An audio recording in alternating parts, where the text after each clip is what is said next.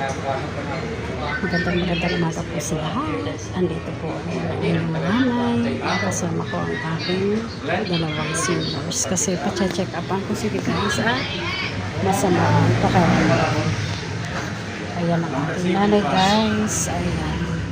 Masama ang kanyang pakiramdam. Masakit pa kanyang yung taludtod ba sa likod guys. Yan. Yan ang pa-check up ko. Ang aking darling naman, ang kanyang monthly check-up, ang kanyang diabetes guys. Ayan. Andito kami guys kay Dr. Mandigma. Ang daming pasyente guys. Ayan. Ito ang clinic ni Dr. Mandigma.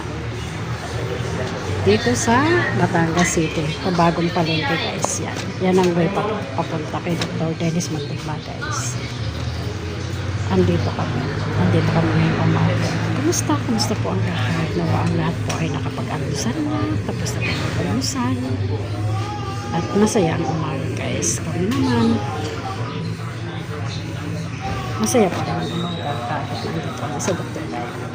Pasalamat sa Diyos. Ayan guys. Andito kami guys. Ayan siya. Check up naman yun guys. Ito ang clinic ni Dr. Mandigma guys. Yan ang kanyang clinic. Kumusta pa ang lahat? Sumag ang katakalan ng lahat.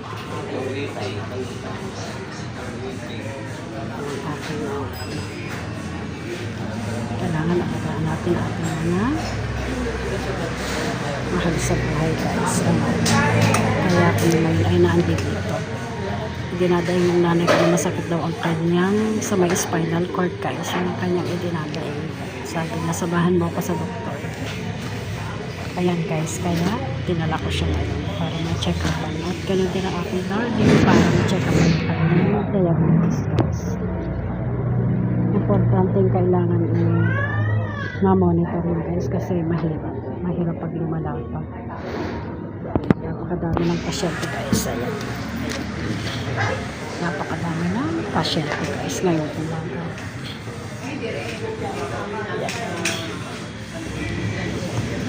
Kailangan guys kapag may mga seniors to, kailangan lagi natin silang alagaan.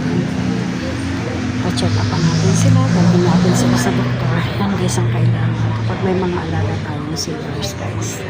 Thank you guys for watching. I love you all. Bye bye.